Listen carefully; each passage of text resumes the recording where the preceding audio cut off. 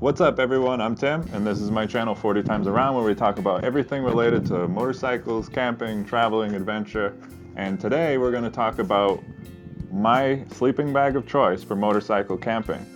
This is the Teton Sports Trailhead, and I think this is a great sleeping bag for motorcycle camping, and I'm going to get into why right after this.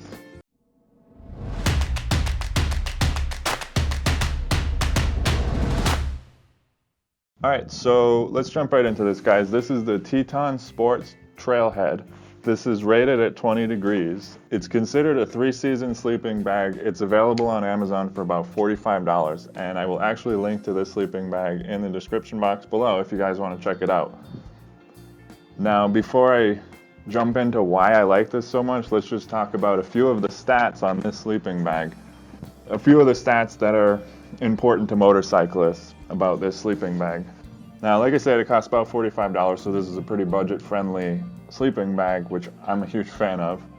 Also, there is a limited lifetime warranty on this sleeping bag. Now, I haven't had any issues with it, and I've had this sleeping bag through, I think, at least 2 motorcycling seasons and camping seasons, so I haven't had any issues with it that I needed to deal with a warranty on it. But there is a pretty substantial warranty on this sleeping bag, so if the zipper did break, I'm sure you could get in touch with Teton. They're a pretty big company. I'm sure you'd get great factory support from them. Now, another great fact about this sleeping bag is that it's water resistant. Now, if you're traveling on a motorcycle, as in you're not specifically heading out for a weekend just to camp, but if you're on a long-term trip, you can end up getting forced to camp even when weather isn't ideal for it. As an example, I was in Moab a few years ago. I rolled into town in the middle of a big trip, didn't think to check and see if there was anything going on in town, and there was a big event. Every single hotel room was sold out, and it was raining. So, having a sleeping bag that's water resistant, if you happen to be forced to camp in the rain or less than ideal weather, that's a great feature, I think, for motorcycle camping. Another feature that I like about this, I'm pretty tall and I got pretty big feet, is that the foot box on this sleeping bag is a little wider than what I think would be considered normal for a mummy sleeping bag. So what I've noticed with this sleeping bag compared to some other ones is that when I'm in it and I'm all sealed up nice and tight, the top is nice and tight so there's no air getting in. But I'm able to move my feet around a little bit, which is nice. I don't like to feel like I'm in a straitjacket or like I'm just so confined when I'm in a sleeping bag. So that's a nice feature, to be able to wiggle your feet around, readjust. I find myself rolling over in the middle of the night. It's nice to be able to, move your feet. So a bigger foot box, huge advantage in my opinion. Another feature is that this is polar light insulation, which, to be honest with you, I don't know exactly the scientific explanation of what that means, but it's hypoallergenic. In other words, if you have allergies to down or some of the other fabrics and insulations that could be used in a sleeping bag, this one isn't going to be an issue for you. Something to consider. I don't have that problem, but some of you guys might, and that's definitely a factor I think is worth weighing in. Now, another feature on this sleeping bag is that it has a drawstring hood, which you can pull tight around you if it's really cold. That's a great feature. I definitely find myself camping in some colder weather sometimes, especially up in higher altitudes where it's just colder.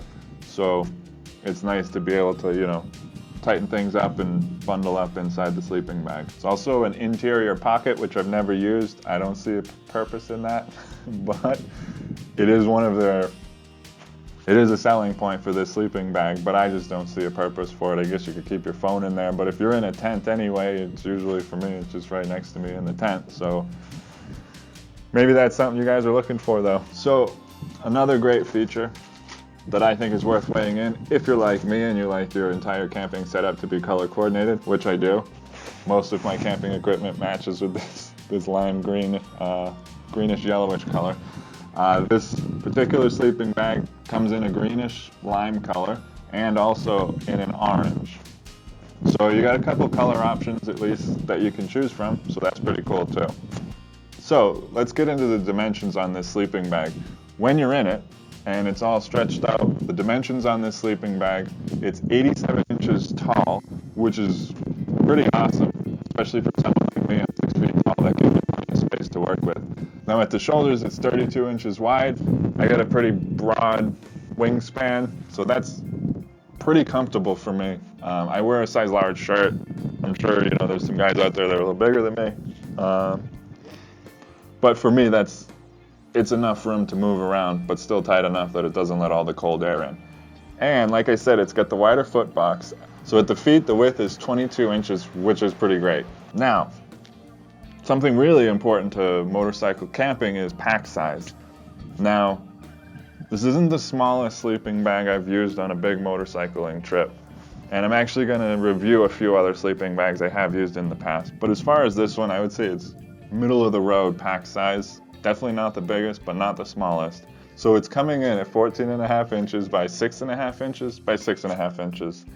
So if you're putting it in a saddlebag, it's pretty big. I'm going to show you guys a tip at the end of this video though, so make sure you stick around for that on how I pack my sleeping bag. And as far as weight, which is another important factor, it comes in at 2.9 pounds, which is pretty light for a sleeping bag, especially one that keeps you this warm.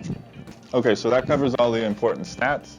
Now, my opinion on this sleeping bag is it's good for 20 degrees. Now, that's not perfect for all camping conditions. I found myself definitely sleeping in colder weather than that, where this sleeping bag wasn't perfect on its own.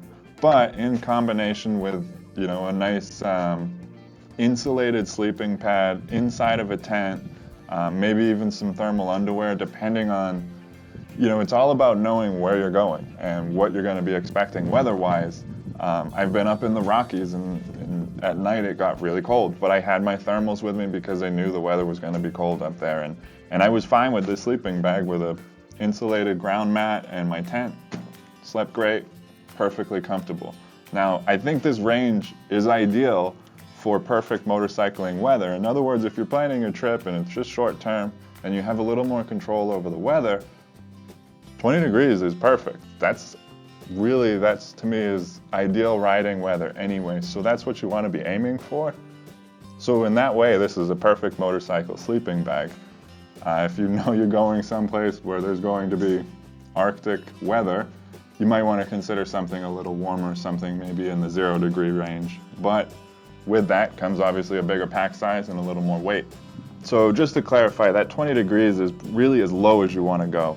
You're going to be a lot more comfortable at 30 or 40 degrees. So when I say that's ideal riding temperature, what I mean is if during the day it's 60 or 70, 80 degrees outside, if you're up in altitude or even sometimes in the desert, it can drop down pretty low at night and get to about 30, 40 degrees. So at that range, this sleeping bag is absolutely perfect. Another thing I really like about this sleeping bag is it's super comfortable. You know, it fluffs up pretty good once you take it out of the bag, and it's just really comfortable. And you know, for the pack size, I just found that this particular sleeping bag was a nice combination of all the factors I was looking for. In other words, pack size, weight, comfort, temperature rating, and price. This just kind of incorporated all of those things in a nice, evenly distributed package for me.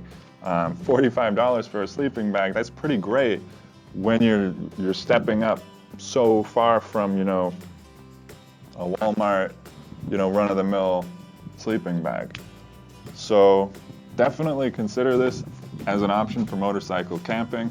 I'm a huge fan of it. I've been using it. I have a few other ones, like I said, and this is always the one I'm grabbing when I'm heading out the door for a motorcycle camping trip. And like I said, this is the Teton Sports Trailhead Light, and I will go ahead and link this in the description below.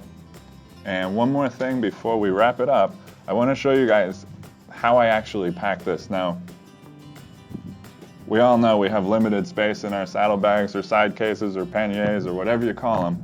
We have limited space, and this is pretty big. I've had saddlebags that were only big enough to hold this. So it's not ideal to be packing this in your side case. I'm going to go ahead and call them side cases.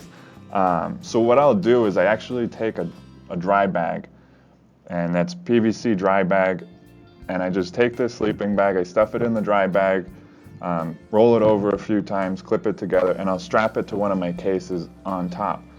And this way it's waterproof, it's nice and light, so I don't mind strapping something this light to the top of the bike. I'm not concerned with it blowing away or being too cumbersome. I'm also not super concerned with losing this. It's not one of my most expensive items. You know, there's certain things that I would be devastated if they got stolen. Those things are locked in my cases. Something like a sleeping bag, I don't mind running the extra risk of having it strapped to the bike.